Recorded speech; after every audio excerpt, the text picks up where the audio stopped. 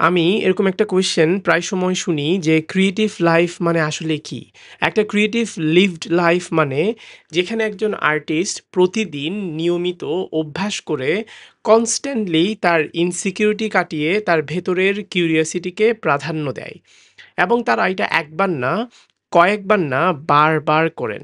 বারবার বলতে সবসময় করেন। এবং আমি এই কিউরিওসিটিকে প্যাশনের উপরে দেখি। কারণ আমি খেয়াল করলাম যে আমরা সমাজে যখন ক্রিয়েটিভিটির কথা বলি, তখন প্যাশনকে এমনভাবে ফ্যাটিসাইজিং করা হয় যে মানুষ সবসময় আপনাকে একটাই উপদেশ দিবে, যেটা হচ্ছে ফাইন্ড ইউর প্যাশন বা তোমার প্যাশন খুঁজে বের করো এবং তোমার প্যাশনেই সব। প্যাশনটাকে তখন আমরা দেখি কোনো একটা উঁচু পাহাড়ের মাথায় কোনো জ্বলন্ত আগুন, যেটা হচ্ছে বিধাতার কোনো ঐশ্বরিক দিশা। আমি এটা মানি যে প্যাশন সবসময় আসে না, এটা প্রতিদিন ঠিক আমাদের দরজায়ও কড়া নাড়ে না।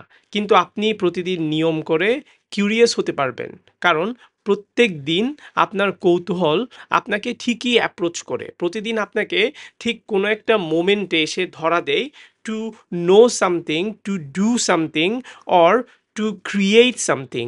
এই কিউরিয়াসিটি আপনার কানে এসে আপনাকে ফিসফিস করে ক্লু দিয়ে যায়, আপনাকে জানতে বাধ্য করে এইটা কি বা ওইটা কি।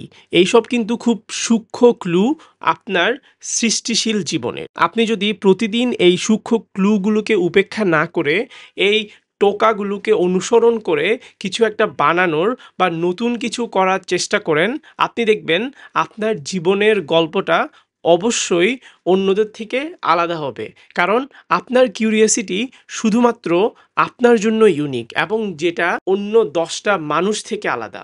তাই এই কৌতূহলই আপনার জন্য একটি সৃষ্টিশীল জীবন তৈরি করবে।